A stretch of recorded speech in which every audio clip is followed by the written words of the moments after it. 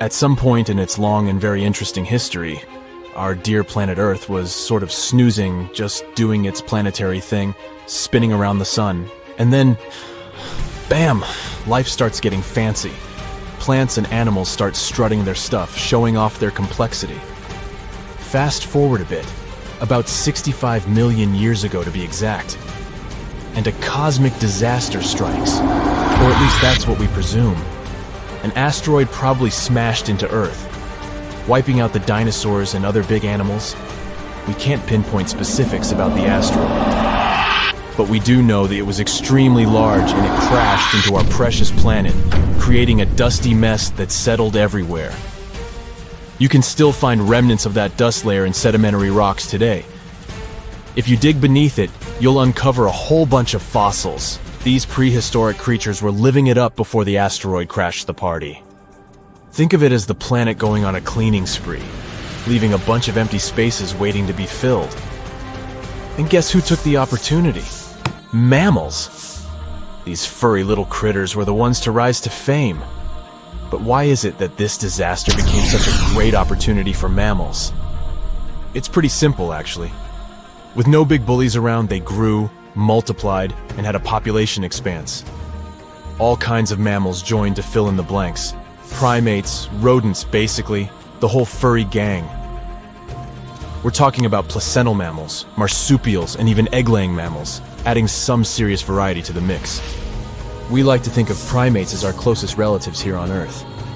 What's their story? Well, around 63 million years ago, just a couple of million years after the dinosaurs' final dance, the primates decided it was time for a family reunion.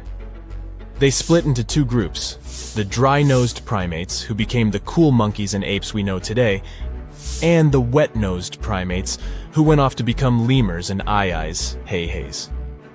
The fun didn't stop there. About 58 million years ago, the dry-nosed primates began their own little mission.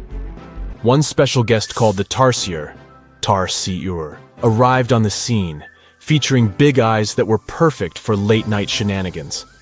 This tarsier took a different path from its primate relatives, embracing its unique niche and evolving separately. To this day, the tarsier is the only primate that feeds exclusively on meat. These little guys have a taste for insects, small birds, rodents, and even lizards. But that's not all that makes them unique. Their eyes are twice the size of their brains. Also, their heads can do a full 180-degree spin, just like an owl. Because of their features, the tarsiers are the true kings and queens of the night. With their superpower of ultrasonic tracking, they can spot their prey instantly. Plus, their legs and feet are like springs ready to launch them into action.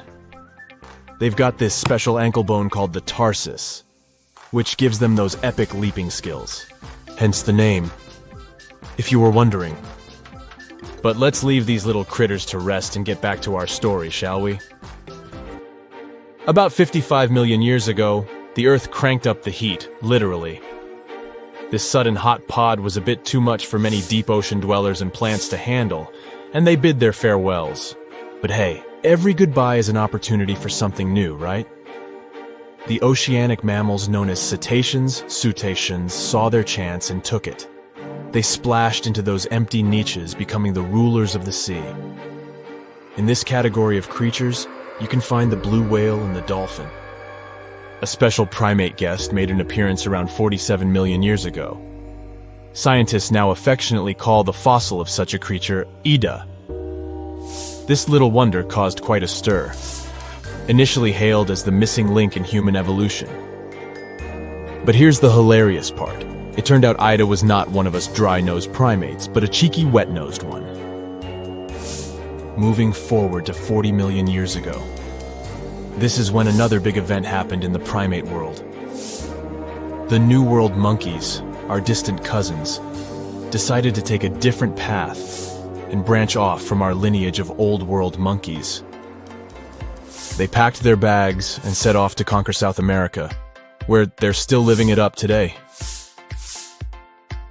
What's the difference between the two, you might ask? Well, one crucial thing that sets them apart is the fact that the Old World monkeys had nostrils that pointed downwards. Around 25 million years ago, another troop of apes entered the scene, and these guys had something special: the lack of a tail. These unique creatures would go on to become our closest relatives. We're talking apes and great apes, the cool gang who share a whole lot of genetic similarities with us. The first ape to break free from the monkey madness was the gibbon. About 18 million years ago is when this little acrobat swung into the picture. A few million years later, the great apes made their grand entrance too. Orangutans were the pioneers, venturing into the wilds of southern Asia. We're getting closer and closer to the present. It was 7 million years ago when the great apes took a major fork in the evolutionary road. One path led to our ancestors, the future Homo sapiens, and the other path led to chimpanzees and bonobos. These two primate branches remained united for a few million years before finally going their separate ways. 5.6 million years ago, a game-changing ape called Ardipithecus made its way into our evolutionary history.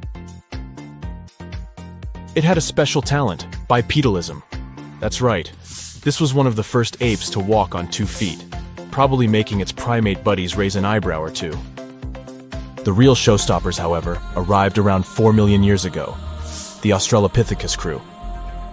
These were the earliest members of the Hominina hominina subtribe, our tribe. What made them so special? Well, probably the fact that they brought some serious tools to the game. Stone tools, to be precise. It seems that at some point in their evolution, these clever primates started using stones to make their lives easier. Now here comes a crucial turning point in our story. About 2 million years ago, our ancestors faced a food shortage. Survival of the fittest was the name of the game, and 2 strategies emerged. Group 1 went for stronger jaws, allowing them to chomp on tough foods like nuts. Group 2 had a different idea. They opted for weaker jaws, but bigger brains. They wanted access to a wider range of food options. Obviously, the bigger-brained group took the prize. And here's where our gang comes into play. Around 2.5 million years ago, a type of primate also known as handyman made its mark on history. These clever beings had larger brains and knew how to put those neurons to good use. About 1.9 million years ago, a new star emerged, Homo erectus. These creatures not only walked upright, but also had brains that were almost twice the size of the handyman's. They took the world by surprise, becoming the first of our direct ancestors to venture out of the African continent. They even knew how to tame fire. Approximately 700,000 years ago, the world witnessed a culinary revolution. The earliest evidence of cooking appeared. And around 500,000 years ago, our ancestors decided it was time to become a bit more fashionable, donning the first evidence of clothing. Our very own species came to be just 300,000 years ago. Told you we were late to the party. But the world was never the same after the appearance of Homo sapiens, the anatomically modern humans. Alongside our other relatives, we emerged, ready to conquer the world with our innovative minds and complex societies. The exact path of our evolution remains a bit of a mystery. But what we do know for sure is that Neanderthals joined the party around at some point too. As Homo sapiens flourished, so did our capacity for language. Modern speech is believed to have emerged almost hand in hand with our species. We started expressing ourselves, sharing stories, and shaping the world with our words. So, there you have it. It took 13.8 billion years of cosmic history for humans to make their entrance. Think about it. 99.998% of the time since the Big Bang, we weren't even around. Our species, Homo sapiens, is the toddler of the Earth's family, existing for just the tiniest fraction of the universe's timeline. Yet, in this blink of an eye, we've managed to unravel the entire story that led to our existence. The story won't end with us. It's an ongoing saga, still being written with every passing moment. You're walking down the street. You see a strange-looking antique shop called Ageless Trinkets of Mr. Bright. You're curious, so you enter there. You take a look at all the weird stuff. Suddenly, an old folded parchment paper catches your attention. It's a world map, but something's off with it. Instead of showing the countries as you know them, it shows the locations of 4 mythical lost worlds and civilizations. Mr. Bright, the shop owner, comes next to you after realizing your shock. This map won't let you find these places or anything, but I can explain to you the legends behind them if you want, he says. Let me begin with Atlantis.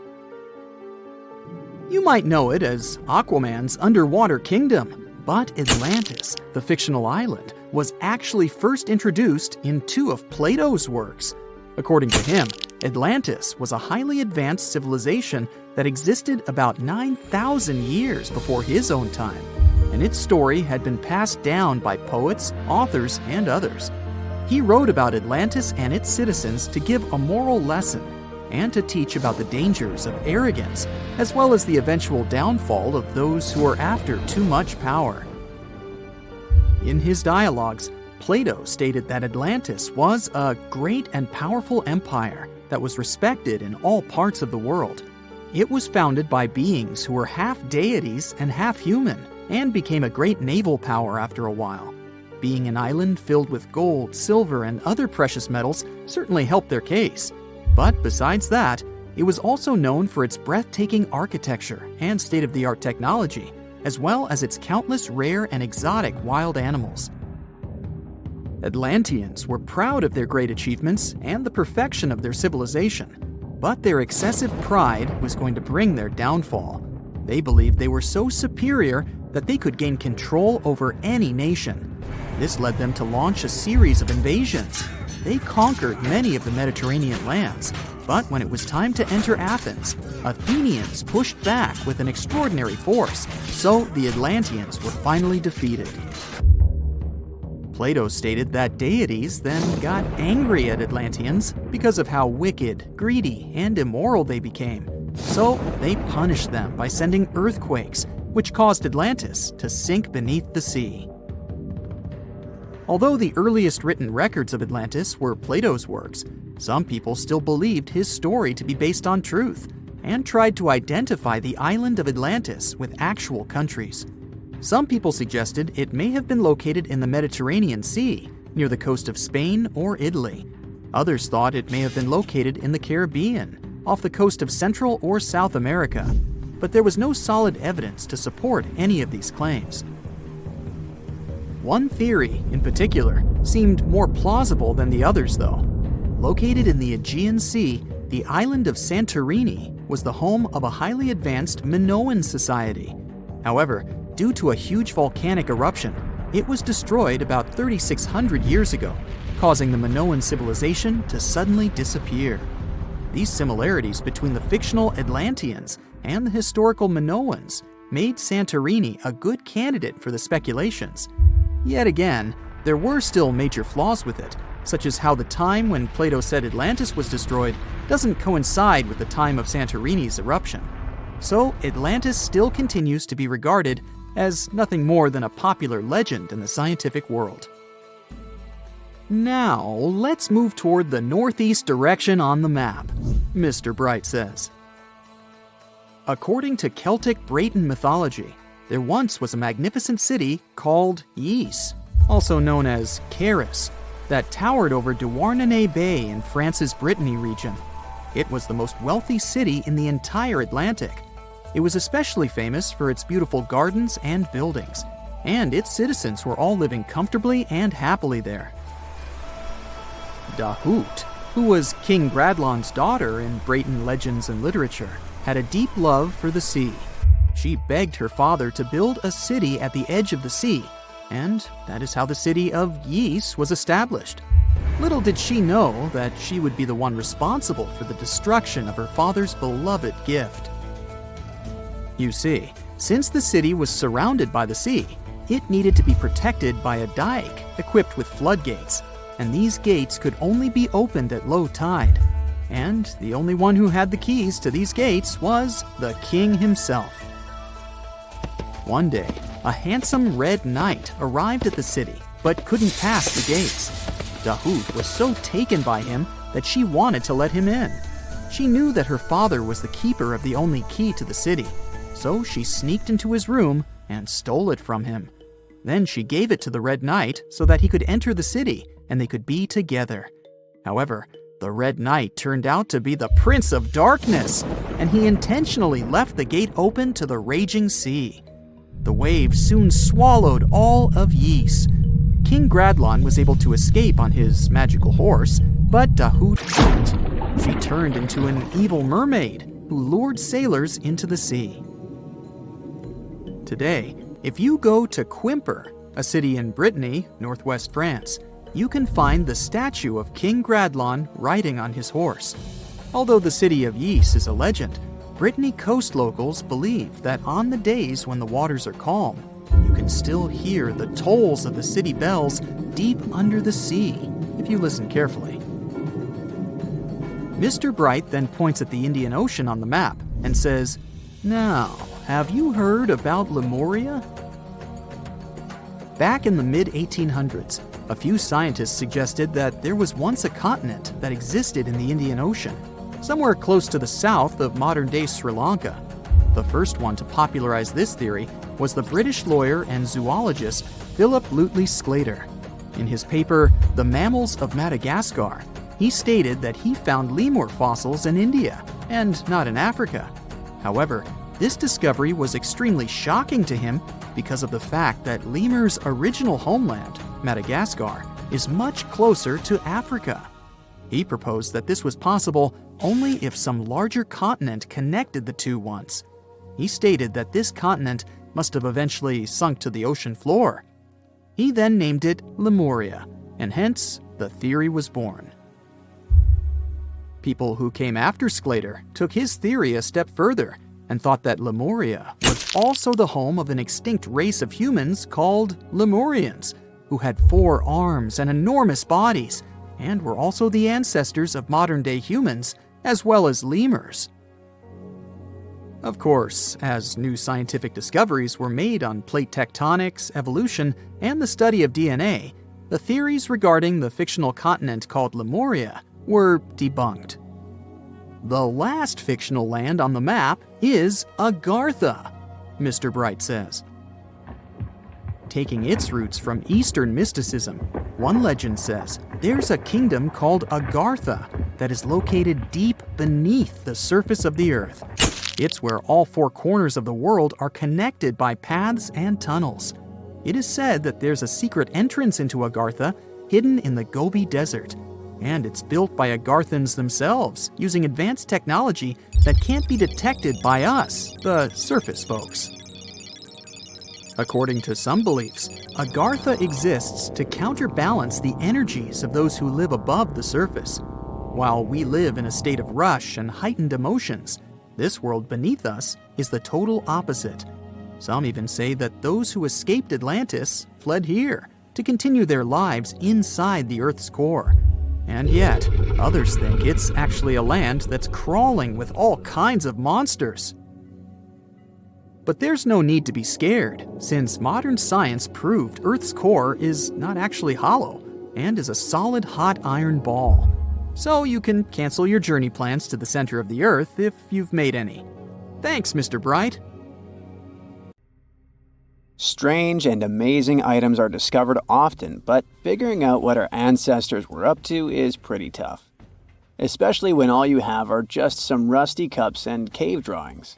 It's no surprise that even the experts in lab coats sometimes make mistakes. But it's not just about dusty plates and huge stones. Sometimes there's even humans with large heads. So grab your digging tools and let's travel back to ancient times to explore incredible societies that even scientists can't fully explain. Sardinia may look idyllic now, but I'm not gonna lie, I wouldn't fancy visiting it 3,000 years ago. Rumor has it, terrible giants roamed around this island back then.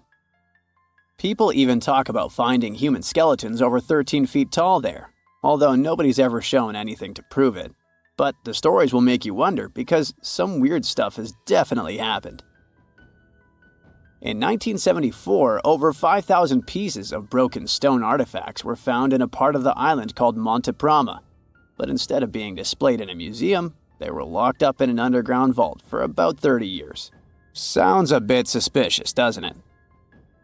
When they were finally displaced in 2005, scientists put the pieces together to find statues of 38 giant men standing 8 feet tall. Not quite as tall as the legendary skeletons, but still pretty huge. It's thought these statues were made by the Nuragic people, who lived on the island a long time ago. Besides giant statues, they also built over 8,000 massive stone buildings. Perhaps Nuragic weren't giants themselves, but they definitely liked their things big. I do too. I like a big number of likes on our videos. That would be pretty great. Thank you if you liked this and subscribed. Now back to the video. You and I are pretty smart, but we might not be the smartest humans ever. Actually, we might not even be the smartest species. Since 1913, some skull fossils found in South Africa have hinted at a possibly smarter contender called Boskop Man. This human-like species might have lived as recently as 10,000 years ago. Their skull suggests they had really big heads, which means their brains could have been 30% bigger than ours. Wow! Their average IQ could have been around 149, making them among the smartest 0.05% of people today. But if a Boskop Brainiac was so much smarter, why are they not around and we are? Well, bigger isn't always better, you know. Our brains are a lot bigger than our ape relatives, mainly in the prefrontal cortex. This part helps with high-level tasks like making decisions, remembering things short-term, and being aware of ourselves. The parts of the brain that handle our senses and movements haven't really grown much. So, maybe the Boskops spent too much time dwelling on the past rather than doing practical things like hunting. But this is all just guessing. We really don't know what happened to these clever cousins of ours. Some people even argue that Boskops weren't any different from us, with the only evidence being parts of skulls. The jungle is huge. Did you know the Amazon rainforest is home to about 30% of all the world's plant and animal species? That's impressive. However, the history of one native species, humans, has long puzzled scientists. The mysterious Kasarabe people lived here for hundreds of years and then vanished around 1400 AD. People thought the Amazon only had a few scattered tribes, but recently we discovered big, unusual shapes in the ground called geoglyphs. These might look like simple shallow ditches, but they're actually the remains of a vast civilization that spread over 5,000 square miles and includes about 450 markings, some as wide as 1,300 feet. That's insane! They likely contained ceremonial buildings and could have hosted up to 1 million people as recently as 550 years ago. Thanks to new technology like LiDAR, which uses a safe laser to map the forest without harming it, we can explore deeper.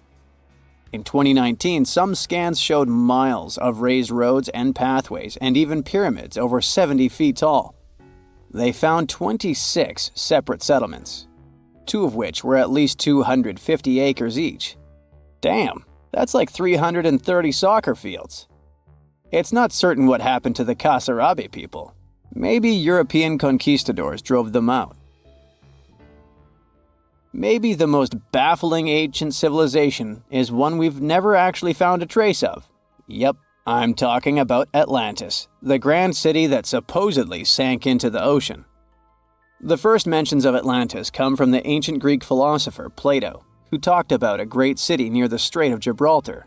But for ages, everyone just thought Plato made up Atlantis as a perfect version of his own Athens. So why, about 12,000 years after it supposedly vanished, do we still wonder if it might be real? Well, in the 19th century, U.S. Congressman Ignatius Donnelly wrote a book giving 13 reasons why he thought Atlantis was more than just a myth. Then, in 1965, some folks thought they actually found Atlantis when they discovered the Richat structure, a massive 25-mile-wide dome in Mauritania, Africa.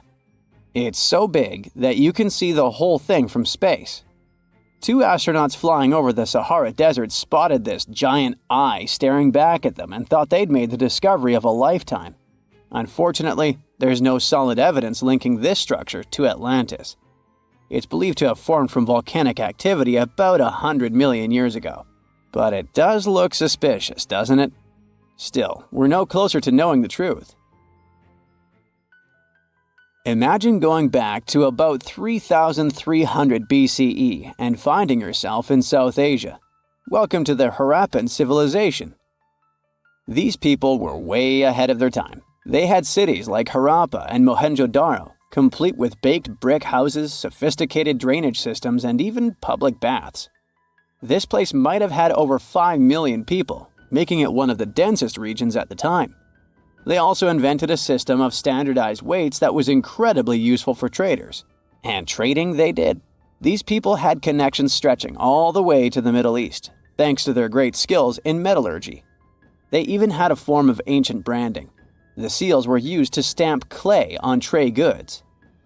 Despite being so advanced with a thriving urban life, there's a whole bunch of mystery shrouding their language and script. We've got bits and pieces of their writing, but no one's deciphered them yet, even with all the technology we have today. We also still don't know how exactly their society worked. It looks like they didn't flaunt their social status as much as other civilizations.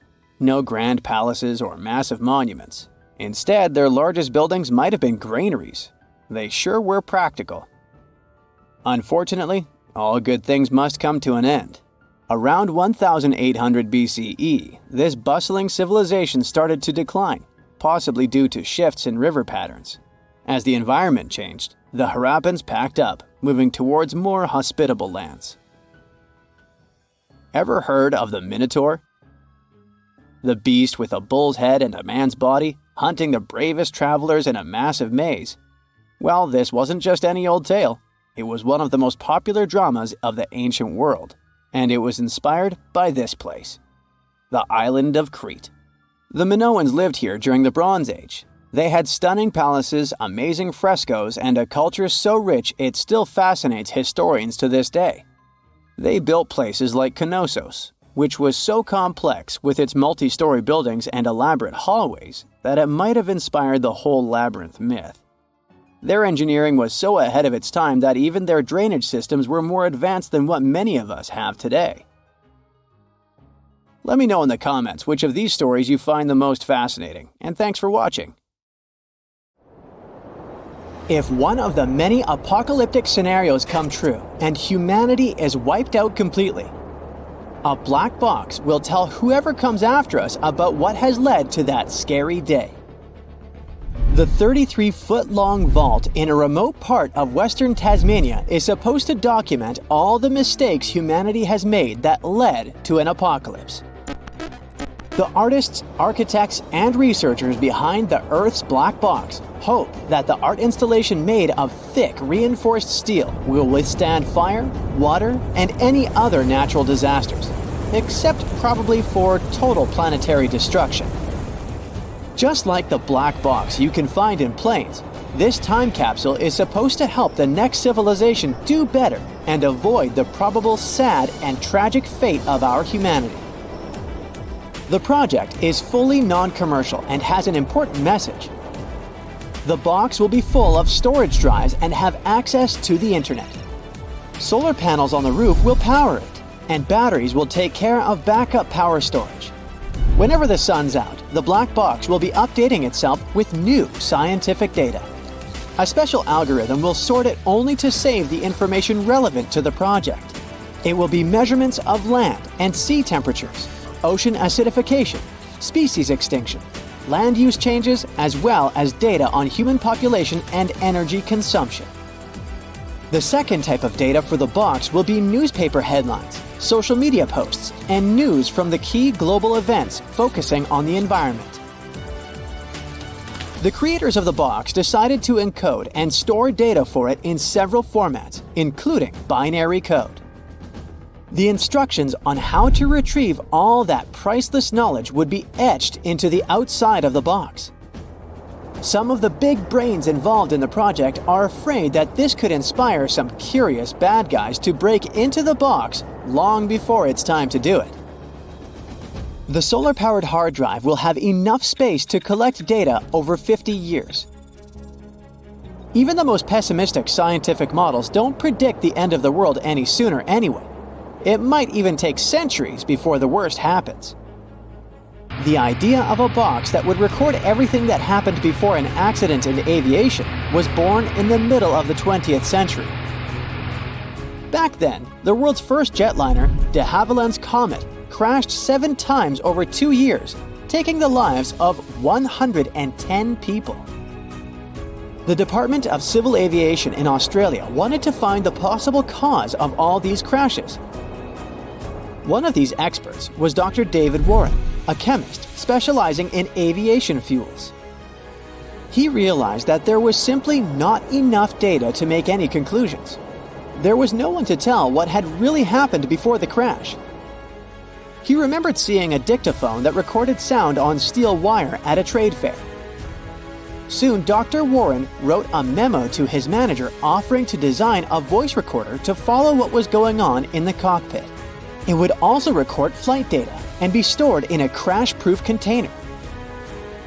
Flying wasn't a huge thing in Australia back then, so the manager didn't appreciate the idea. Dr. Warren then started working on a prototype in his own garage. He showed the ready device to the secretary of the British Air Registration Board when he was in Australia. He absolutely loved the idea, so later, Dr. Warren got a whole team to help him develop a pre-production prototype. The correct way to call his invention is actually not black box, but flight data recorder, and it's orange, not black. We probably call it black because those gadgets get charred black after a crash. Or maybe because the first boxes were painted that color to prevent reflection. Or because that's the general name scientists use for devices with in- and output of data with complex internal workings. So, the flight data recorder consists of 2 parts: the data recorder and the cockpit voice recorder. Historically, they were 2 boxes, but now they're just 2 cylinders. The data recorder keeps track of such important flight data as engine exhaust, temperature, fuel flow, aircraft velocity, altitude, and rate of descent. The second part records sound in the cockpit to analyze communication with air traffic control in case of an accident. The device only records data for up to 2 hours and then overwrites the previous sounds. Sometimes, the 2 parts are combined and they look like a box. The devices record data and voices from the cockpit, but they are actually located in the tail end of the aircraft, where the structure of the plane will protect them best in case of a crash. The black box has a locator beacon, which is activated when water gets on it, but it will send out a pulse for 30 days. Search parties use the bright orange color of the recorder as a visual beacon. Sometimes, it takes a long time to find the box, and in some cases, they don't find it at all. Long before the first plane was invented, there was an original black box of planetary meaning, the ancient library of Alexandria. Back in the ancient days, people in places like Egypt, Mesopotamia, and Greece were no strangers to libraries and archives. But these early institutions were more about preserving local traditions and heritage. The whole concept of a universal library only became a thing when the Greeks started thinking big. They were so impressed by what their neighbors in Egypt were doing that they arranged expeditions to acquire knowledge. Alexander the Great, the king of Macedonia, seeing that hunger for knowledge required his companions, generals, and scholars to report to him in detail on regions that were previously unmapped. It helped collect plenty of information on geography and contributed to the creation of a great library. Most of the information it had was written in Greek. It had the books of Aristotle as part of the whole corpus of Greek literature. Some sources say that in the hunt for new books, the library's founders would stop every ship sailing into the harbor of Alexandria. If they found books, they would take them to the library. If they decided it was valuable, they'd make a quick copy and return it to the owner with some compensation, leaving the original at the library. Another story tells us that Ptolemy III, grandson of the founder of the library, offered the governors of Athens a huge compensation to copy the original texts of the greatest poets. He then kept the originals and sent them back copies. Once the Roman Empire arrived, they burnt all that knowledge, not thinking that it might lead to their own collapse. There was no easy way of spreading information across the world, so one source had most of the knowledge humanity had accumulated by then. The great minds of those times didn't just fill it with knowledge, but also made important connections, trying to make the best use of that information. If the Library of Alexandria hadn't burnt, we could have gotten some priceless knowledge about the people who had lived before the current era. Some scientists believe that big data could have saved the Vikings that had settled in Greenland many centuries ago.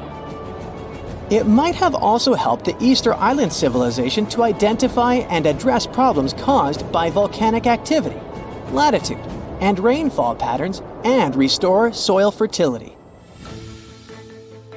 They say that a typical person living today is exposed to as much data in one day as someone in the 15th century would learn in their entire lifetime.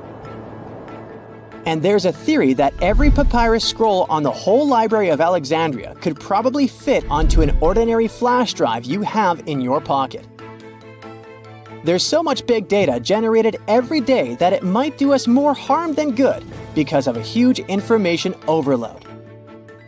We're moving towards a global civilization, so if all that knowledge disappears, we lose not one empire, but the entire world. This just in, the world's oldest pyramid was built during the last ice age. And I'm not even talking about Egypt. I'm saying our ancestors might have spewed a 27,000-year-old pyramid in West Java. Gunung Padang is not exactly shouting pyramid.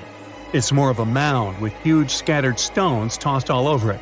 But local people seem to revere it, and they have for centuries. It wasn't until recently that the Indonesian authorities decided to excavate a bit deeper to see what all the fuss was about. They ended up finding the remains of a human settlement. It was rather unexpected, since the mound is pretty high up.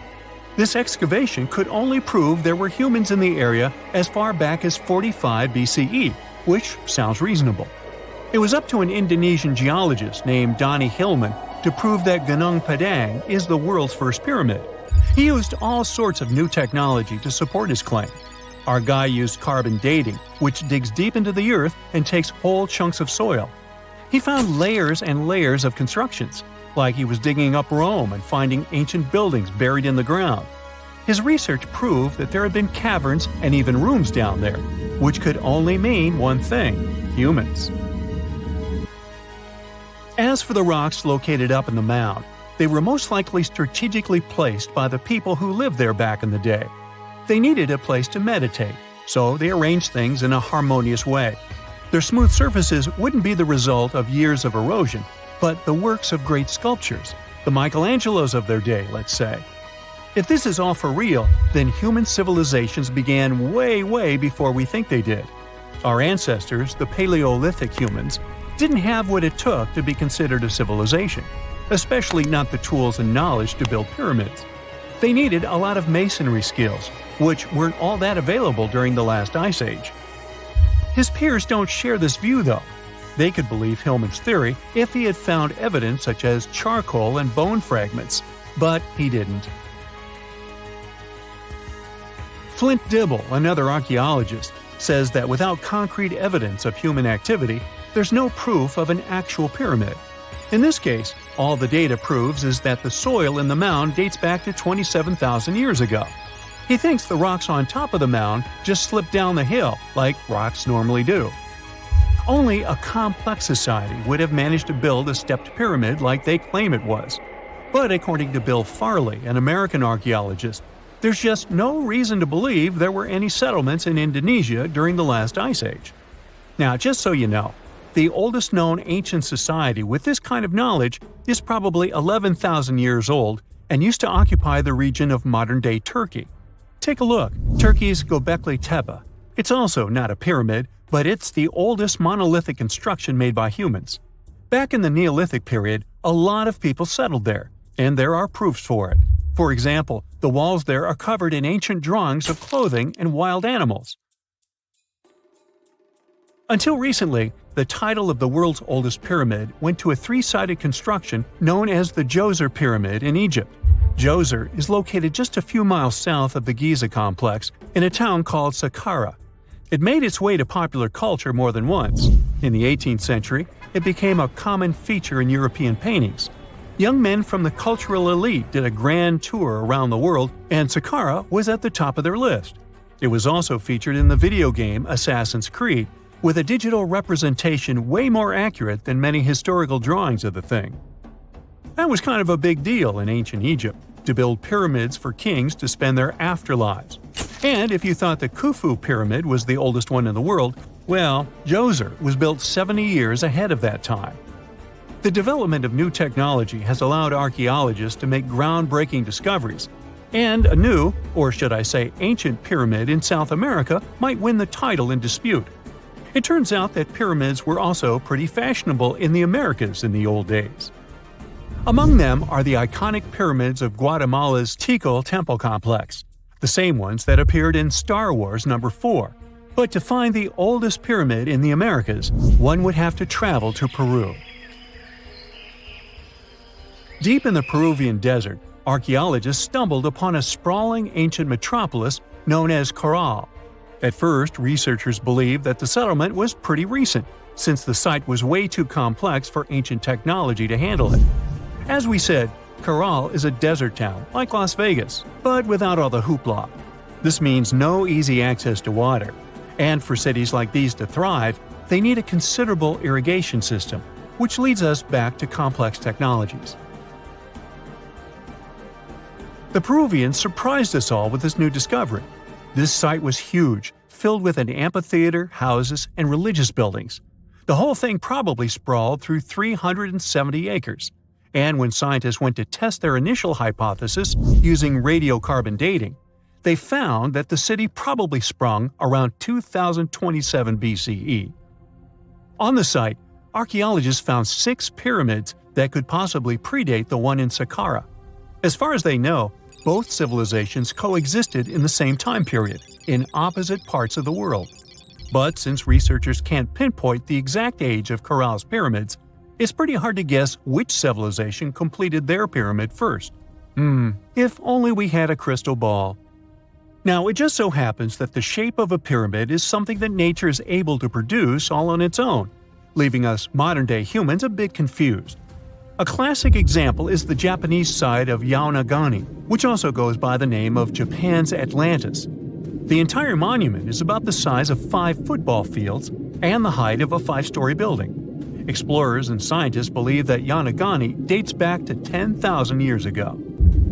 For Japan's top marine geologist, Professor Masaki Kimura, Yaonagani is the heritage of a lost civilization. Kimura has dived into exploring the ruins over 100 times over the past 10 years.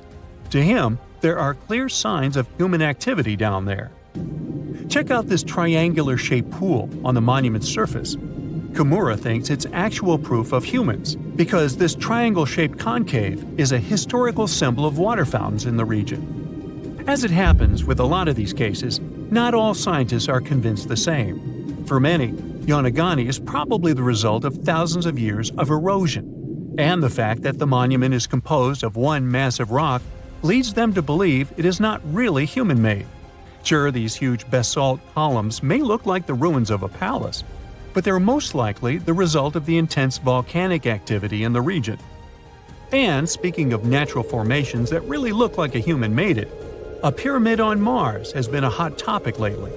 Humans have been keenly trying to prove that there is life on Mars for quite some time. But some are stretching it really far, saying that little green or gray people built a pyramid on the planet to try and build their own civilization. This picture was taken over a decade ago by the Mars Reconnaissance Orbiter, the MRO, but it started to resurface recently. It shows what looks like a 3-sided pyramid. Some people claim that the smooth side of the pyramid could only be the effect of otherworldly work. Then science comes along and explains that Mars is home to one of the deepest canyon systems in the whole solar system. The so-called pyramid is located in what is known as the Kandor-Chasma region. This Martian region has a bunch of similar formations that are nothing more than the result of erosion. Nothing supernatural going on there, apparently. Egyptian archaeologists made an extraordinary discovery near Cairo just recently. Drumroll, please. The most ancient and most complete mummy yet discovered in the country. Yes, they were keeping it under wraps. The 4,300-year-old mummy was found in a group of tombs close to the step pyramid of Djoser, dating back to the Egyptian Old Kingdom. It was covered in layers of gold. The team also found several other tombs, including one belonging to an ancient Egyptian official and another belonging to a secret keeper who had the power to perform special ceremonies. Another interesting tomb was that of a writer, which featured the largest statues ever found in the area. This vast burial site is also home to more than a dozen pyramids and resting grounds. Probably one of the most famous mummies in the world is that of Hatshepsut. She ruled Egypt like a boss for around 20 years, building all sorts of impressive buildings and creating new trade routes. But when archaeologist Howard Carter found her tomb in the Valley of the Kings, her sarcophagus was empty. However, Carter did find 2 coffins in another tomb, one of which belonged to Hatshepsut's wet nurse and the other to an unknown woman. In 2006, a team of specialists decided to investigate whether that mysterious lady was the queen herself. They found a molar tooth in a wooden box with Hatshepsut's name on it, and when they compared it to a gap in the mummy's mouth, it was a perfect match. Ramses II was a pretty impressive ruler, but it was his mummy that eventually made history. Now, we don't hear too much about his daddy. Okay, I'll stop. Ramses is considered to be the most powerful pharaoh in all of Egypt, as he reigned for a whopping 6 decades. He also lived to be over 90 years old. Now that's pretty amazing, considering the time he lived in. Ramses II supposedly had over 100 offspring too. Talk about a big family. When he passed away, his body was originally buried in the Valley of the Kings, but some sneaky guys tried to rob his tomb of all his treasures. Officials back in the day weren't having any of that though, so they moved his body to a secret location to keep it safe. Fast forward to the 1800s, and Ramses II's mummy was discovered along with a bunch of other rulers and important officials. But it wasn't in the best condition, so archaeologists flew it to Paris to get it, pampered. Problem was, he couldn't just be transported into another country. The only solution available was to give Ramses II his own passport. His occupation was listed as king, and the document even featured his photo. Most mummies aren't necessarily known for having the most hydrated skin.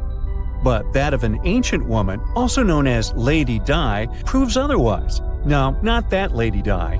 This wealthy lady from ancient times was discovered in an ornate tomb in 1971, and she looked fabulous, if we can say so about a mummy. Thanks to the special conditions in her tomb, like the moisture in the environment and the lack of oxygen, her body was almost perfectly preserved. Her skin was soft, her hair was on point, and she was still flexible. The museum that now proudly displays her mummy also shows a ton of fancy items that were buried with her, like dinnerware and musical instruments. Archaeologists investigated the mummy further and discovered that she passed away from a heart attack at around 50 years old. Even though it hasn't been around for over 2,000 years, Lady Di is still making history. The mummy of Otzi the Iceman was discovered in the Alps in 1991. Austrian authorities initially thought he was a modern mountaineer because he was so well preserved. Turns out, he was actually from the Copper Age. He was found in a mountain pass over 10,000 feet above sea level. Through studying his mummy, we've learned so much about life in Copper Age Europe. For example, we know that he was a native of Central Europe and enjoyed eating meat. He also suffered from arthritis, narrowing arteries, and intestinal problems. But he likely used acupuncture and medicinal herbs to treat these conditions. And apparently, he was pretty handy with tools. He sharpened them just days before his untimely demise. Who knows if he was expecting trouble or just getting ready for some routine work. Now, King Tut and his story is most likely the one that made all mummies famous. This pharaoh passed away at the young age of 19, more than 3,000 years ago, but his mummy is still one of the most well-known in the world. When his tomb was opened in 1922, people went wild because it was still intact, unlike many other royal tombs. It had some seriously blinged-out coffins, including one made of solid gold. Not only did Tut's tomb give us a glimpse into ancient Egyptian history, but his mummy also taught us a lot about the time he lived in. DNA analysis helped identify his parents and revealed that the pharaoh had a rare bone disorder that might have made walking a bit tough. Now, Ginger is most likely one of the coolest mummies you'll ever hear about. He's like a time traveler from 5,000 years ago who's still looking fly with his golden hair and perfectly preserved nails. Ginger was discovered in Egypt and is believed to be the earliest known mummified body.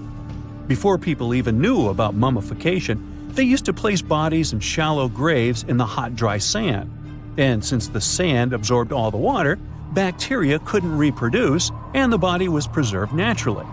Now, scientists are not sure if Ginger's preservation was intentional or not, but since he was buried with some pottery vessels, it's likely that whoever buried him knew some serious preservation techniques. If you want to meet Ginger in person, he's currently chilling at the British Museum. One Dutch art collector bought a statue from Asia and ended up finding a weird discovery. The statue contained a mummy hidden inside. Unfortunately, the body was too fragile to move, so they had to leave it there. The coolest part is that this mummy is over 1,000 years old and was on display for 200 years before being encased in the statue. When scientists did a CT scan, they found out that the mummy was filled with paper scraps covered in writings. Experts think he might have done this thing called self-mummification, which is a pretty intense process involving a special diet and tea that makes your body less prone to bacteria. Only a few people could handle this ritual, and those who managed to do that were seriously respected. No other Egyptian queen has baffled scientists and historians like the stunning Nefertiti. Based on her statues, she was known for her slender neck, wide eyes, and high cheekbones. Her name translates to "the beautiful woman has come." Talk about living up to your name, huh? Even though she wasn't a pharaoh herself, Nefertiti still managed to leave a lasting impression. Written records suggest that, as a wife and queen, she held an incredibly influential role. Because of her power, she was indeed admired, but she also managed to make quite a lot of enemies throughout her life. She was also related to King Tut, but not biologically. Rather, she was his stepmother. So far, locals have yet to identify her mummy, but that may soon change. A local Egyptologist who has been busy excavating tombs in the Valley of the Kings has found two mummies that he believes could be Nefertiti and her daughter. According to specialists, we may soon finally get a definitive answer about the identity of these two mummies. And if one of them does turn out to be Nefertiti, we could be in for a real treat. DNA analysis and CT scans of the mummy could give us the most complete and accurate image of the queen that we've ever seen. It's crazy to think that we've only scratched the surface of what lies beneath modern-day Egypt.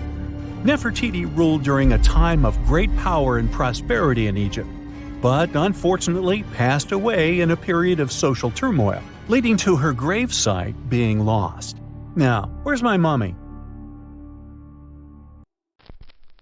You have heard about Nikola Tesla. You have definitely heard about the Great Pyramids in Egypt. But what if I told you that Tesla may have probably uncovered the ancient mystery surrounding the pyramids? Wait, what? Is this a crossover episode? Nope. It's highly probable that the secrets of the pyramids are hidden in plain sight. But first, let's recap what we know about the pyramids. What's so mysterious about them? I mean, they are just old quirky buildings, aren't they?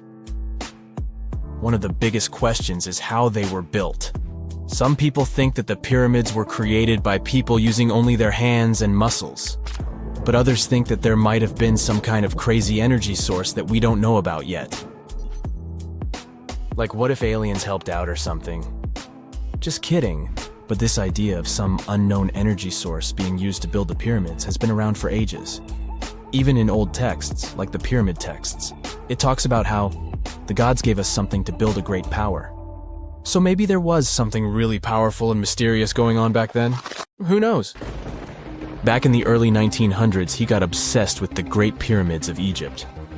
He read numerous books about these ancient structures and was blown away by how much energy they seemed to have.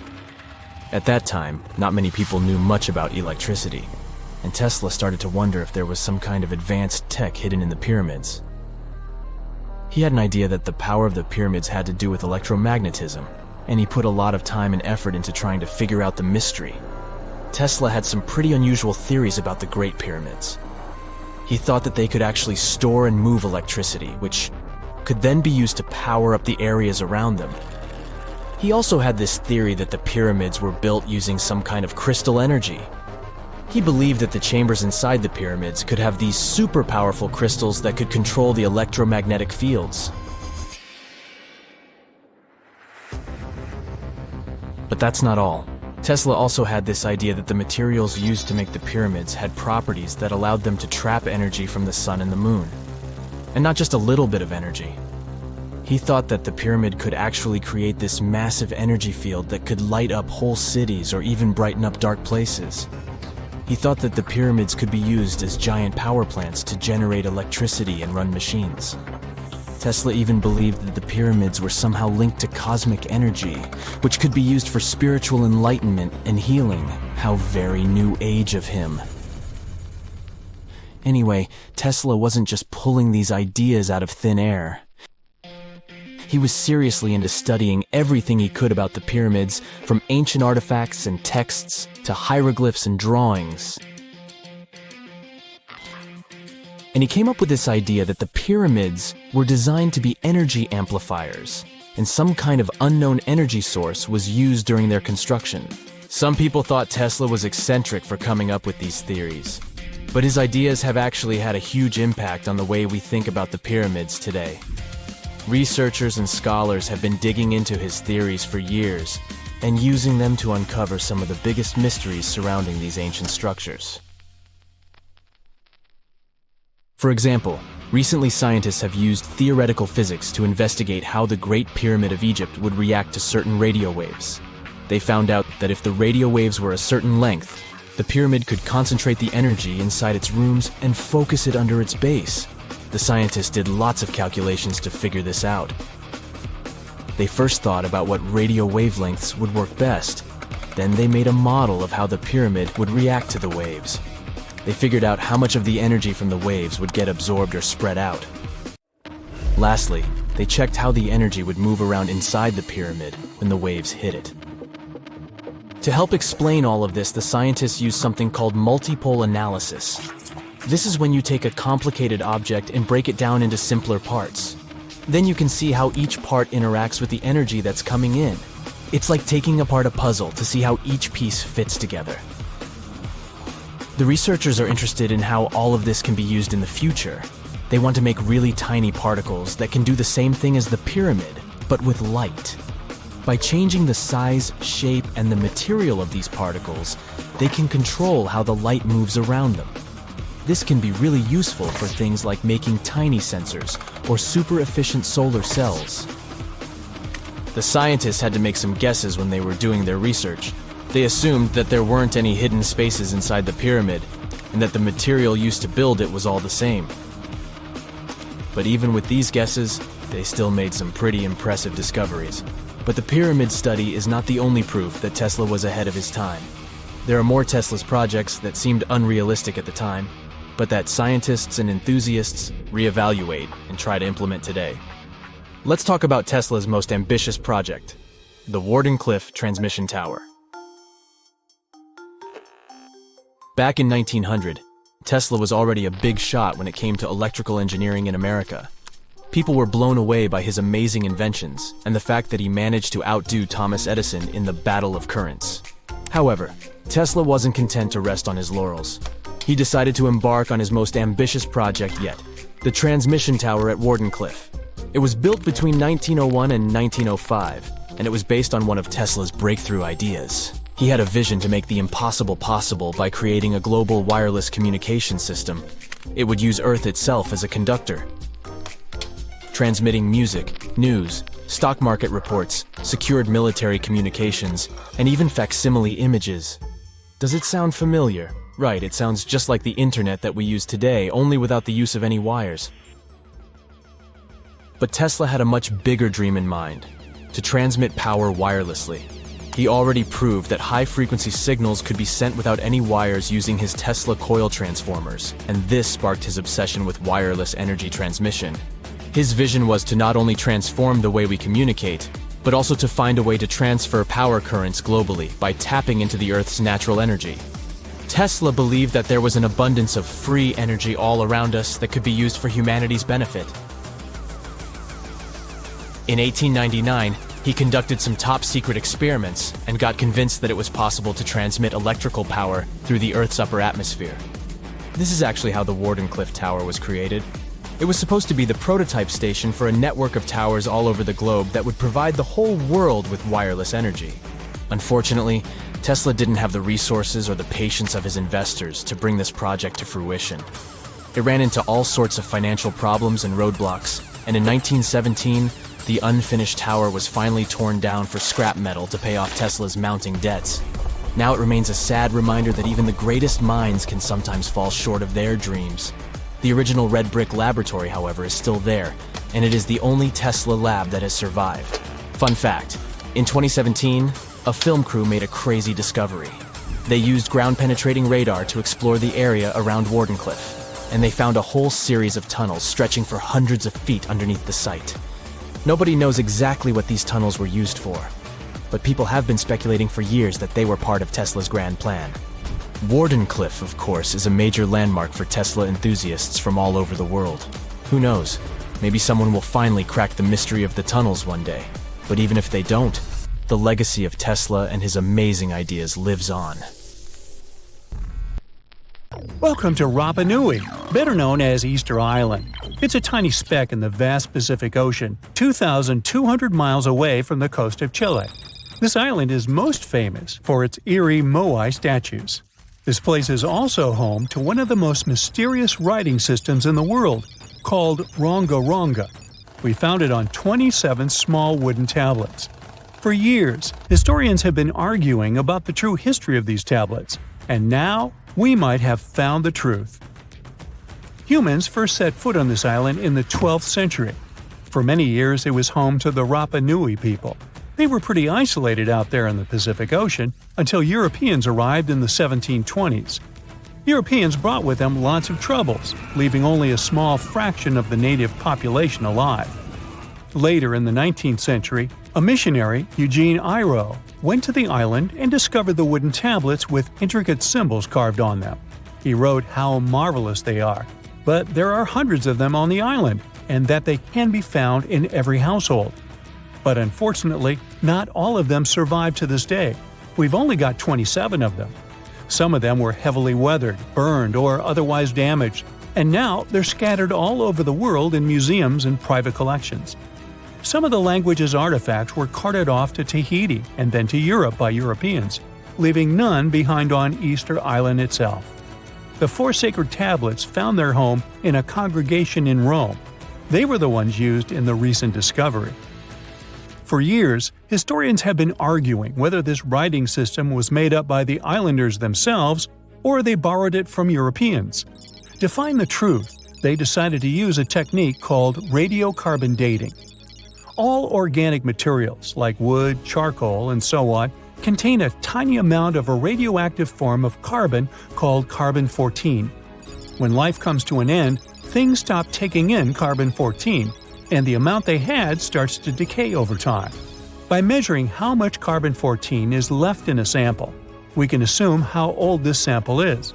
This is how we learn the age of many fossils and artifacts. So, they looked at the age of some Ronga Ronga tablets. 3 of them were crafted from trees grown in the 18th or 19th century, which aligns with the arrival of Europeans. However, one of them is older than the Europeans' first visit to the island. There are 2 reasons to believe that Rapa Nui people created this writing system themselves. First, Ronga works differently from European languages. Decoding it is a pretty hard task. Unlike English, this language boasts over 400 unique glyphs, none of which resemble any known writing system. There were many attempts to decipher this language, and none of them were successful so far. And second, one of the tablets is shown to be from around the 15th century, before the Europeans arrived. The problem is that radiocarbon dating can only tell us when the wood the tablet was made from was cut down, not when the writing was put on it. And since we've only got one tablet to go by, this isn't enough to be completely sure. On the other hand, why and where would they preserve cut wood for over 200 years just to grab it and write something on it one day? But anthropologists and historians say that it's possible. Scarce wood resources might have led the islanders to reuse old driftwood, which could be centuries older than the writing itself. This is known as the old wood problem in archaeology. Plus, the tablet looks very preserved. It was maintained to protect it from wood-damaging insects, humidity, and so on. That's why it survived over the centuries. Whatever is written on it, it was probably important for the Rapa Nui people. Now, all of these are guesses and clues, but scientists are cautiously optimistic. They believe that Ronga could be one of the rare instances of independent writing invention, like those of the Sumerians or the Egyptians. But we need more evidence. In the Rapa Nui language, rogo means to recite or to declaim. Not everyone could write, only a select few. Probably only the elite of Easter Island, mostly men, knew and could read this written language. After colonization, none of them survived. So now we have to rack our brains trying to figure out what's written here. First, scholars can't agree on what type of script it is. We aren't even sure that this was their language. But even if it was, we don't know whether it's a primitive form of writing or a fully developed system. In the 1990s, a linguist, Stephen Roger Fisher, believed he might have cracked the code of Ronga structure. His idea was that these tablets conveyed cosmogonies. Cosmogonies are stories or narratives that explain how the universe was created and how natural phenomena came to be. They often come from ancient traditions and cultures, like those found in East Polynesia. The tablets could have talked about things like how the world began, where everything came from, and how different aspects of nature, like the stars or the mountains, were formed. This would also explain why only the wise elite could write. Fisher thought that Ronga is a mix of logographic and semasiographic systems, which means that some symbols represent spoken words, while others represent ideas or concepts. But deciphering them would be very hard because it requires extensive memory and knowing context, because the symbols are more like hints than complete expressions. However, other language experts disagreed with his ideas, saying there were problems with how he put together his theory. Unfortunately, Fisher couldn't prove this hypothesis. Maybe these are just drawings. If we look at the tablets, there are some things that look recognizable: people, animals, plants, and geometric shapes. There are some birds. One of them looks like a frigate bird, which Rapa Nui people associate with the deity Maki Maki. There are also fish, centipedes, and so on, or at least these glyphs look like them. Could it be just art or a form of decoration? Maybe, but there are some problems. The glyphs show a high degree of complexity and structure. They also keep the same style. For example, there are several symbols that show something human-like with a raised hand. The only difference is different heads. As if it wasn't complicated enough, this unique writing style also uses a system known as reverse boustrophodon. This means that each alternate line is flipped upside down, resembling nothing seen elsewhere. We don't know why they would turn the tablet upside down after each line. But all this shows that they had some sort of system and organization behind these symbols. Plus, it seems like they use these tablets every day for some practical purpose. But there's some hope for the future. New technology, like AI and other computer programs, might help us understand lost languages. We already started creating algorithms that could help us solve other mysteries, like the Voynich manuscript. Academics even organized the Vesuvius Challenge, a machine learning competition that, in 2023, cracked the riddle of the ancient Herculaneum scrolls. The scrolls were buried under volcanic mud after the catastrophic eruption of Mount Vesuvius in 79 AD. In real life, the scrolls are very fragile, so deciphering them would be a very hard task. But with digital scanning and machine learning, it's much easier. They have a rich history. They most likely belong to the personal library of an Epicurean philosopher named Philodemus. These scrolls contain very important insights into Greek philosophy and Latin literature. If we decipher more of them, we'll learn more about the rich history of the Roman Empire. Before we get into the reason why and how there are pyramids all around the world, let's talk about some of the examples. I'll start with the Pyramid of the Sun in Mexico. These folks really knew how to build a city. Their well-planned urban center spanned over 7 square miles and boasted several pyramids. But the Pyramid of the Sun is the most impressive. This giant pyramid was built way back in 100 CE and is one of the biggest structures of its kind in the whole Western Hemisphere. It's so big that it's 216 feet high above the ground. If you ever find yourself in this ancient city, you won't be able to miss the Pyramid of the Sun. It's right there on the east side of the Avenue of the Dead, the city's main north-south street. To build this incredible pyramid, around 1 million cubic yards of material were used, including a special kind of red volcanic rock called hued tezontle. Impressive, huh? We don't know too much about the people who built the Pyramid of the Sun or its purpose. But archaeologists believe there was once a temple on top of it. When explorers went below the pyramid in the 1970s, they found a bunch of cool tunnels and chambers. In 2011, they even found a secret stash of clay pots, obsidian pieces, animal bones, human figurines, and a mask. Who knows what other secrets the pyramid is hiding? If you decide to see this one, you must climb the pyramid using the 248 uneven steps on the west side. Watch your step. Sudan got some pyramids too. Nubian pyramids aren't as big as the ones in Egypt, but they still got around 200 of them. These ancient pyramids have been home to the tombs of the pharaohs of the Meroitic Kingdom for almost 1,000 years, who ruled Egypt from Nubia to the Mediterranean Sea. The pyramids at Meroe were constructed using granite and reddish sandstone. Oh, and did you know that Sudan has more ancient pyramids than Egypt?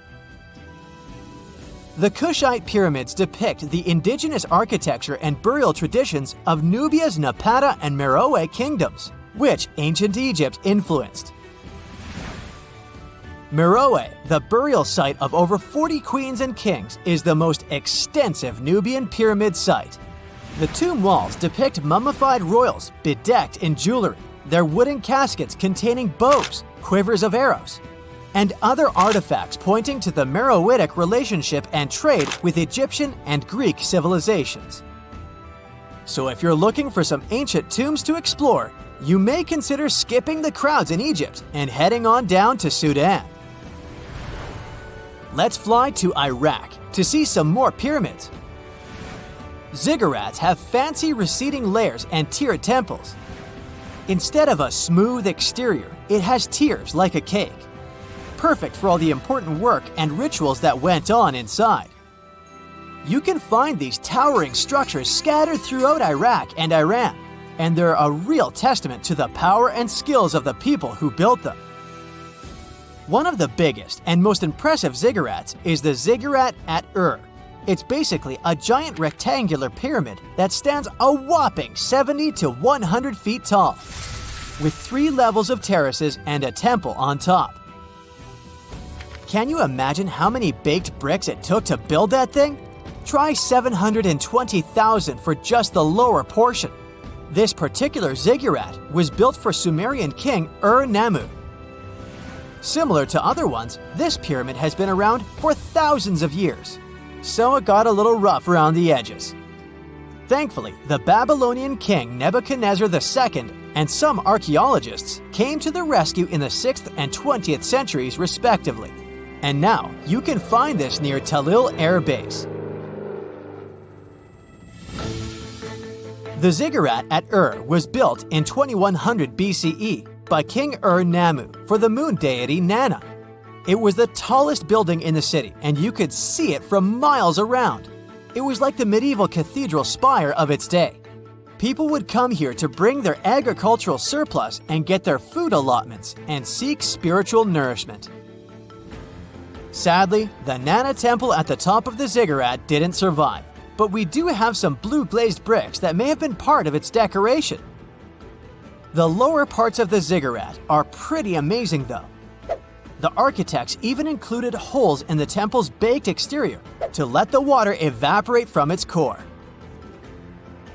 Since we explored some of the pyramids on our planet, let's take a broader perspective.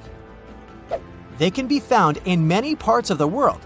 Egypt has over 100 pyramids, double that number in Sudan, and dozens of others are scattered in the Middle East and China.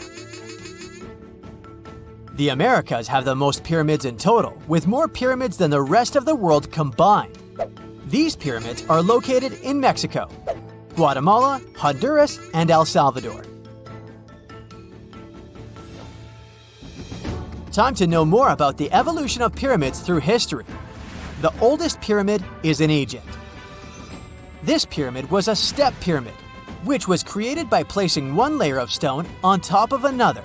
The pharaoh Sneferu is credited with creating the pyramid shape we recognize today. During his 45-year reign, he built 3 pyramids. His first 2 attempts failed, but he finally got it right with the Red Pyramid, which is considered the first true pyramid. It was Sneferu's son, Khufu, who built the Great Pyramid of Giza, which was the tallest human-made structure on Earth for almost 4,000 years. Latin American pyramids are similar to early Egyptian step pyramids, but they were built independently with no knowledge of each other. The pyramids in Sudan were built around 700 BCE and are tall but much narrower than those in Egypt. How in the world did all these civilizations build these things without even texting each other? After all, the Aztecs, Mayans, and ancient Egyptians were about as different as possible. But despite their cultural differences, they all seem to agree on one thing. Pyramids were pretty cool. Step pyramids are all around the world because they were the most feasible and stable way to build large and tall structures without access to lighter building materials like wood and metal. The triangular form with a square base is the best way to build a sturdy structure, and having a cube structure would require more material for less height. Now, when it comes to pyramid design, the Egyptian pyramids were like giant triangles with a square base, smooth sides, and a pointy top. On the other hand, the Aztecs and Mayans went for a tiered cake look, with steps leading up to a flat platform on top. So, while all these pyramids share the same basic shape, they have their own unique flair. Each group built its pyramids using different materials, techniques, and slope angles. So while they may have been inspired by each other's work occasionally, they were just doing their own thing. Egyptian pyramids had smooth, angled sides that were designed to help the pharaoh's soul ascend to heaven. The Pyramid of the Sun was built over a series of caves that served as a passageway for the deities. The Maya built the temple of Kukulkan in Chichen Itza to honor the deity Kukulkan, usually represented by a serpent. Nicknamed El Castillo, it has 91 steps on each side, plus a platform. That's 365 steps, one for each day of the Mayan calendar. Tell me, Brightsiders, how were pyramids built? To begin with, humans made them, not a foreign race from space that landed on Earth. You see, one thing that all pyramids have in common is that they were built without advanced tools or even the wheel. It took a lot of people to build them, including skilled laborers and architects. For example, it's estimated that 20,000 people built the Great Pyramid of Giza. and it's believed that most of them were skilled laborers. Building pyramids was a massive undertaking that required years of planning and effort. The Great Pyramid at Cholula, Mexico, took 600 years to complete. Now, have you ever seen cricket balls that are 3 billion years old? Klerksdorp spheres were found in deposits of the mineral pyrophyllite in South Africa and rock the science world. They do look like tiny ancient cricket balls with seams-like lines around the middle. Back in the 1980s, some folks claimed these spheres had been made by an advanced pre-flood civilization we know nothing about. One museum curator shared stories about how they rotated on their own in a display case. There was also a TV show that invited a psychic who declared the spheres were pieces of an ancient spaceship. But according to geologists, these spheres are actually pretty common concretions or spherical objects formed by different minerals than the surrounding rock. The seam-like lines are just imprints from the host rock's layers building up over time. The Klerksdorp spheres come in different shapes, from noticeably flattened spheres to distinct discs. As for that episode when one of these spheres spun on its own, the curator of the Klerksdorp Museum cleared that up too. He said that when he put one sphere on its glass shelf when a journalist came to visit, the sphere naturally rotated a bit because it's round. The area where the museum is located often experiences earth tremors from gold mining activities nearby. The oldest known human-like footprints could be 6 million years old. They were found on the Greek island of Crete in 2002. If the number is correct, it would mean that early human ancestors may have migrated between Europe and Africa much earlier than we previously thought. This doesn't mean Africa is not the cradle of humankind, though. It could just prove that early human ancestors moved back and forth between continents. Some researchers believe the footprints were left by a bipedal creature possibly related to an early human ancestor nicknamed El Greco. According to scientists who studied them, the footprints have a very human-like shape, with 5 toes and a parallel big toe. Some scientists are skeptical about it and suggest the prints might be from a late European ape. The new study analyzed fossilized marine microorganisms found in the sedimentary rocks to determine the footprint's age and prove it's actually 6 million years. The next amazing find that keeps scientists entertained is the Dorchester pot. It's a beautifully crafted metal vessel with some fancy geometric designs embossed in shiny silver. The pot was discovered in, who could have thought, Dorchester in 1852 under quite unusual circumstances. During a powerful blast, the pot broke into 2 pieces. Scientists believe it was originally embedded within a rock or boulder known as pudding stone. The rock from which the Dorchester pot emerged is dated to be around 500 million years old, so it could mean the pot itself is also that old. The current and less exciting theory suggests that the Dorchester pot is a Victorian-era candlestick holder. Such things were really trending back then, so it's not a surprise to find such fancy household item from that time. The Dorchester pot falls into the category of ooparts, or out-of-place artifacts. Those are objects that seem too advanced for the time period they're supposedly from. If we accept that the pot is 500 million years old, then whoever made it was way ahead of their times in terms of crafts and tech. One extra mystery is that the pot has an engraving of a plant that most likely disappeared from Earth over 100,000 years ago. Sounds like good proof the pot is really extra old. Now, it looks like the oldest map in Europe is a stone from 4,000 years ago. This Bronze Age slab was found in France in the year 1900 at an ancient burial ground. The carvings on the slab show in 3 dimensions the River Odey network with a fantastic accuracy of around 80% over an 18-mile stretch. There are other stone-carved maps around the world, but this one is unique because it shows a specific area to scale. Looks like the slab's carvings don't just map rivers and hills, but also settlements, barrow sites, and field systems. Archaeologists say the slab wasn't used for navigation, but rather to symbolize power. The detailed markings on the slab might have served to illustrate the domain of a local ruler, possibly a prince or king, to show their control over the territory. When the ruler lost power, the slab was likely repurposed as part of a burial vault. The unique artifact was stored in the cellar of a museum. For decades, no one even noticed until several scholars read older reports about the slab and decided to check it out.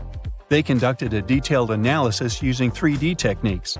Their research proved that the creators of the slab had not only etched lines into the rock, but also modified its surface to reflect the topography of the landscape with high accuracy. The Salzburg Cube, also known as the Wolf's Egg Iron, was discovered in the late 19th century in Austria. Now, don't let the name mislead you. It doesn't look like a cube at all. It's more like a rounded object with two flat sides. Down the middle, there's a groove, and the surface is covered with pits and craters. This unique appearance is the reason why many people think it might be something out of this world. Workers accidentally found this artifact when they blew apart a piece of coal. The coal seam it came from is thought to be over 60 million years old. The Salzburg Cube moved between museums, mysteriously vanished in the early 20th century, and then showed up again. A professor from Bonn University suggested it might be from a meteor, but they found no evidence of elements that you'd normally see in meteorites, like cobalt or nickel. Then researchers thought it must be a human-made object, possibly a Victorian-era candlestick holder. No one knows the true story of the cube or its current location. Yep, it disappeared again. Have you heard about the Meister print? It's a fossilized sandal print discovered in 1968, and it has sparked a lot of intrigue. There's a trilobite inside the print, which supposedly went extinct around 500 million years before humans even existed. But many historians think this age is an exaggeration. When Meister found the fossil, it was authenticated. But the scientist who did it didn't confirm it was a human sandal print. He only agreed there was a trilobite there. When another scientist visited the site, he found a 6-inch impression he believed was from a child's moccasin. But the footwear seemed to be new. So, could it be evidence of time travel? Proof that humans existed millions of years earlier than we thought? Or a sign that someone else visited early Earth? Or is it just a rock formation that looks like a sandal print? We still don't have the answers. Back in June 1936, a couple was walking along Red Creek in London, Texas. London, Texas? Yeah, when they stumbled upon something unusual. It was a piece of wood sticking out of what seemed to be an ancient rock formation. About 10 years later, their curious son decided to crack open the rock to see what was inside. And he saw a hammer, which looked surprisingly modern. Then, one unique finds enthusiast decided that the rock encasing the hammer was from the Cretaceous period. This would mean that someone dropped a 19th century hammer while dinosaurs like Triceratops were still roaming the earth. So, if this hammer was truly from the Cretaceous period, then the whole evolutionary theory would be wrong. And if the hammer was modern, it would mean the Cretaceous rock formation it came from was much younger than we thought. But the real answer was much simpler. The hammer was indeed modern, and geological processes had encased it in rock. Minerals can harden around an object in a relatively short time. So the hammer was probably dropped by a miner a century or so ago, and the rock formed around it afterwards. And no, it wasn't a Victorian-era candlestick holder either. Imagine working 7 days a week on a large-scale construction site. You, along with thousands of others, carry millions of stone blocks and put them on top of each other according to a complex system. You work without modern construction equipment. You have no air conditioning or constant access to water. It's so hot outside that you can fry eggs on the road. You've been building the pyramid for decades, and now, when it's finally done, you enjoy the result of the colossal work of thousands of people. You're looking at a giant cultural monument of global value that will freeze in time and amaze people for tens of thousands of years. A few thousand years have passed. People in the 21st century see the pyramids and are like, wow, I can't believe humans have built this. Yeah, the people who built the pyramids wouldn't have appreciated such a theory. But actually, there are reasons to believe that people built it using some fantastic technology. From the outside, it seems the Great Pyramids are just big triangles of stone. People just put some heavy blocks on top of each other, and that's it. In fact, the design seems too perfect to be true. The pyramid consists of more than 2 million blocks. They lay so close to each other and are so even that you couldn't squeeze even a thin sheet of paper between them. Scientists still can't figure out the exact technology for building the Egyptian pyramids.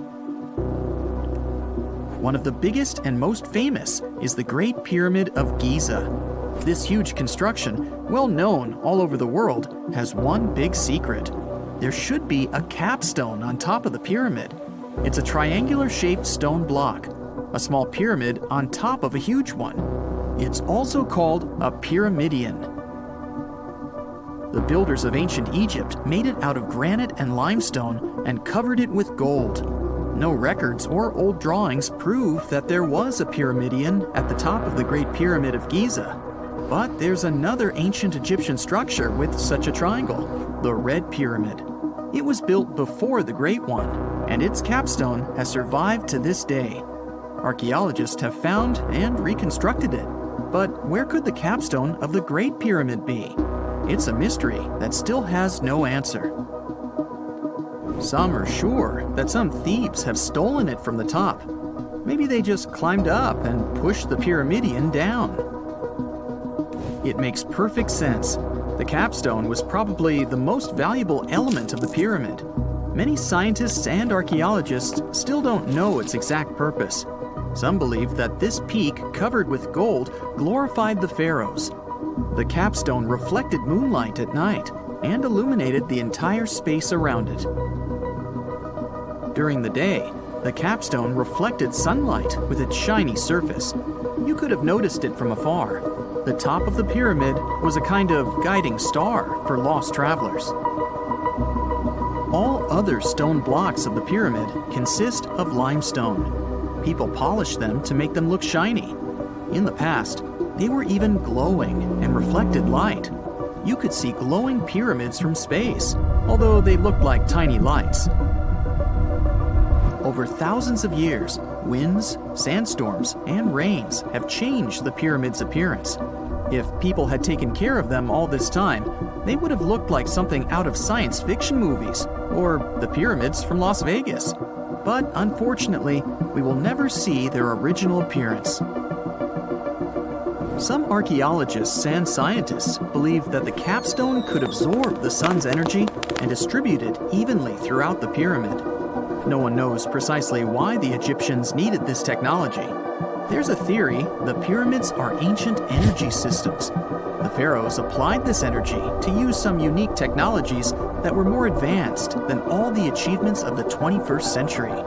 And the triangular shape of the pyramids was ideal for boosting this electromagnetic energy.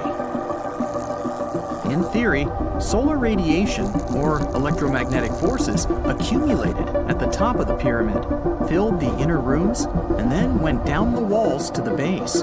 Any surface distortion could prevent the flow from spreading, so they had to create a perfectly smooth surface. That's why they installed the blocks so that nobody could squeeze a needle or razor blade between them.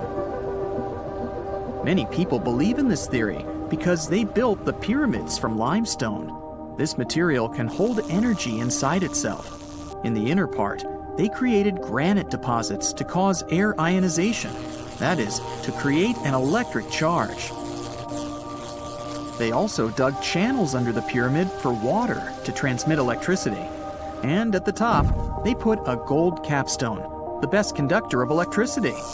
So, this is how you get a great power generator.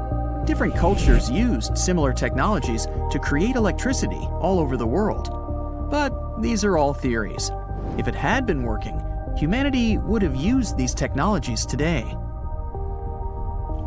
There are mentions of the metal industry, chemistry, engineering, physics, mathematics, and astronomy in some ancient records. Most scientists don't believe in all these things. We know the detailed stages of the technology's development in different cultures. In the 21st century, scientists, historians, and anthropologists can track the evolution of all modern devices. If people had created some technological inventions in ancient times, the history of the world would have looked different. Perhaps all the achievements of antiquity could have been wiped off the face of the earth by global cataclysms, and it can happen to us. Just imagine how people would dig up a laptop in 5,000 years. Perhaps they wouldn't understand what kind of device it is. Another Egyptian wonder surrounded by mystery is the statue of the Sphinx. The Egyptians carved it out of a single massive piece of limestone about 4.5 thousand years ago. But scientists still don't know the exact date of its construction or who built it. People painted the Sphinx in different colors, so it looked much brighter and more vivid in the distant past. It was shining just like the Great Pyramids. Anyway, time hasn't only changed its appearance, but its name too. Initially, the Egyptians called it Horemheb. The Greeks renamed it the Sphinx about a few hundred years after it had been built. The Sphinx emphasized the greatness of the rulers of Egypt. It also performed a symbolic function of a watchdog guarding the tomb of the pharaoh and the paths leading to it. This version sounds realistic, since archaeologists have discovered many secret entrances at the foot of the Sphinx. Perhaps these rooms and intricate tunnels lead to underground halls with treasures. And treasures don't always mean gold and jewelry. According to legends and theories, the Sphinx guards the Hall of Records, the storage of all humankind's knowledge. The information about the ancient mythical state of Atlantis could be there. You can find many detailed maps of the internal dungeons of the Sphinx on the internet. They show structures 12 stories deep under the statue. It looks like a small city filled with gold, scrolls of knowledge, and various ancient artifacts. But don't believe all these maps. These are just theories. Several thousand years have passed, but people have very little information about it.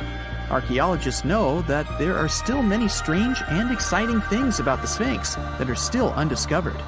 Some locals are afraid to research because they believe they can awaken something terrible from the underground depths. Therefore, it's mostly scientists from other countries who conduct the excavations.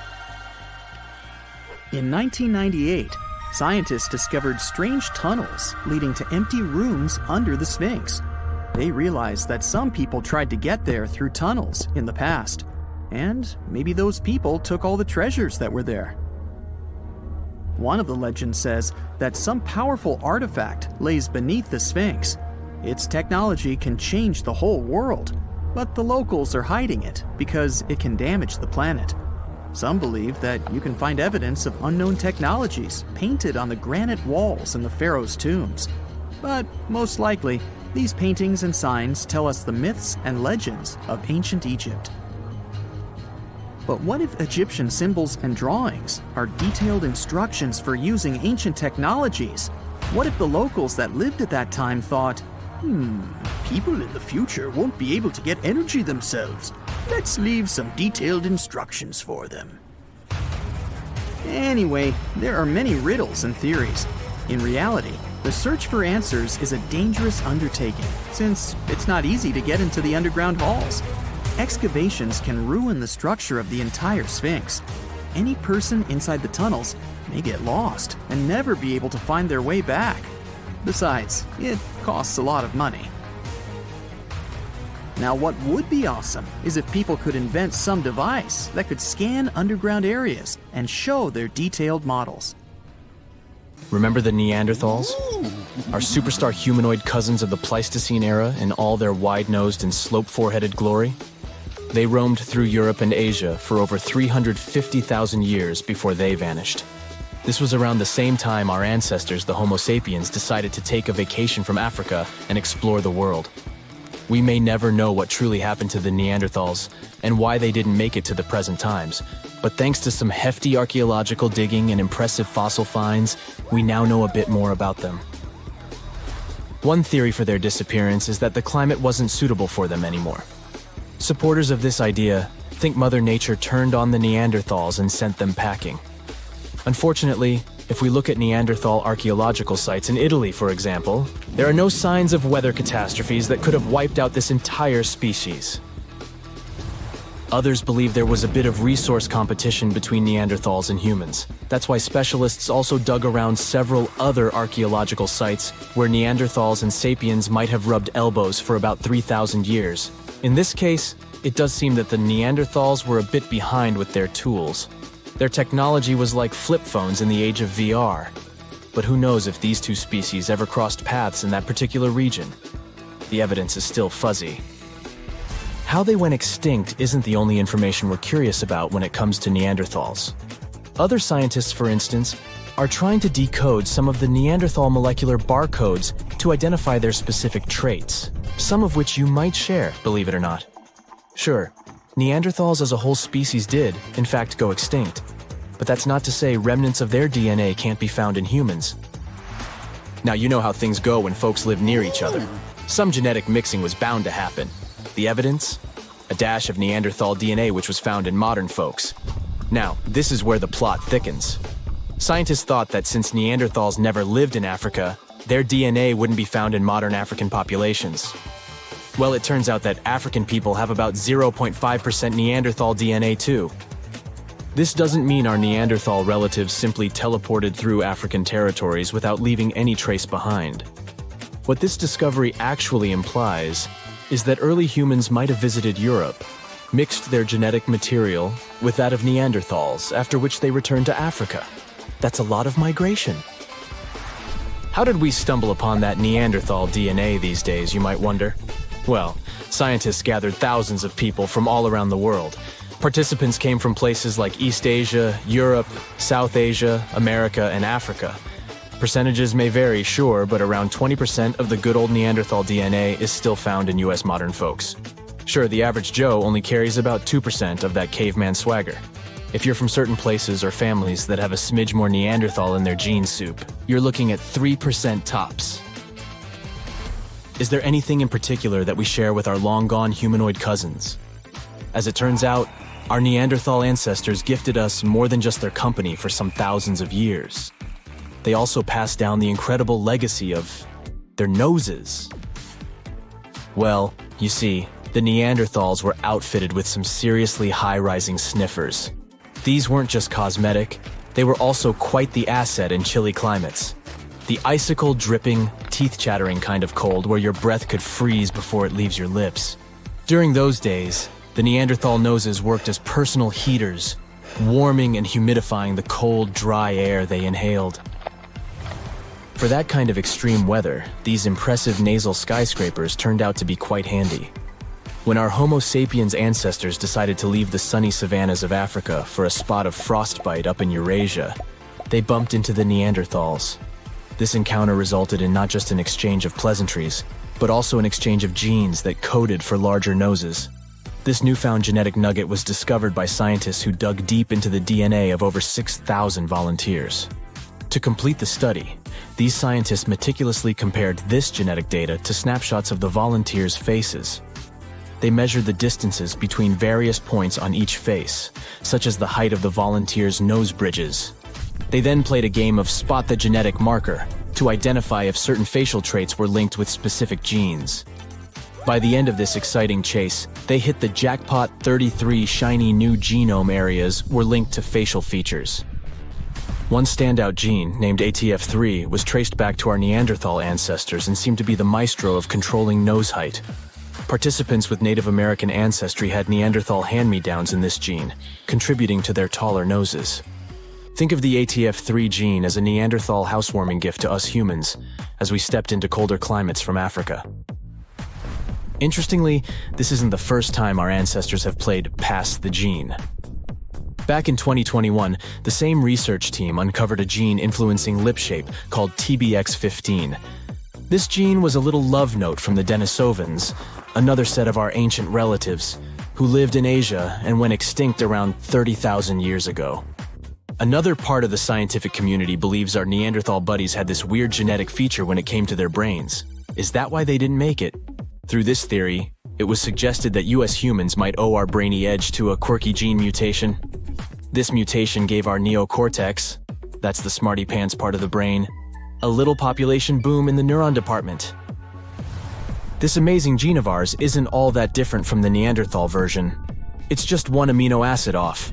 Just like ordering a coffee with one sugar instead of none. This tiny tweak is found in virtually all modern humans. Meanwhile, our extinct relatives, the Neanderthals, Denisovans, and other primate pals, all missed the mutation memo, at least according to the study. Now, let's not get ahead of ourselves. Just because we have more neurons doesn't necessarily mean we're geniuses by comparison. But these results do suggest that we might have rewired the brain in a way that gave us a cognitive leg up. Also, it's not all about this lone amino acid difference. It's just a piece of the puzzle. Scientists have previously found a whopping 96 differences between our DNA and that of Neanderthals that could have potentially affected our different outcomes as species. Studying Neanderthal DNA also gave us some insight into their relationships. In fact, we now have some solid evidence of what a Neanderthal family looked like. And surprisingly, it's not really that different from ours. For this study, researchers gathered information from a Neanderthal archaeological site located in Asia. They discovered that one particular family included a doting Neanderthal dad, his teen daughter, and a sprightly young lad who was possibly their nephew or cousin. Part of the group was also an older female relative, maybe an aunt or granny. Now, our young damsel would eventually pack her bags, wave a teary goodbye, and leave her papa's home when she found Mr. Right. Had she been a boy like her young cousin, she would have been a happy homebody. But worry not, she wasn't stepping into a world of strangers. Her new community likely had some familiar, friendly faces. But how were scientists able to predict the ending of this story? By browsing through their gene pool, researchers were able to figure out that the Neanderthal social structure was patrilical. What this means is that most female Neanderthals left their homes when choosing a partner and started a new life with another family. The same research shows that our cave-dwelling clans likely weren't living in isolation either. Families living close by were probably visiting the same rock sampling areas to make their stone tools, the equivalent of a neighborhood hardware store. And when they weren't tooling around, they were busy hunting delicious meals like ibex, horses, bison, and other wandering critters. Scientists, however, were careful to add that this ancient family portrait might not represent the full spectrum of Neanderthal social life. They've kindly asked future archaeologists to get more Neanderthal DNAs on the Ancestry websites.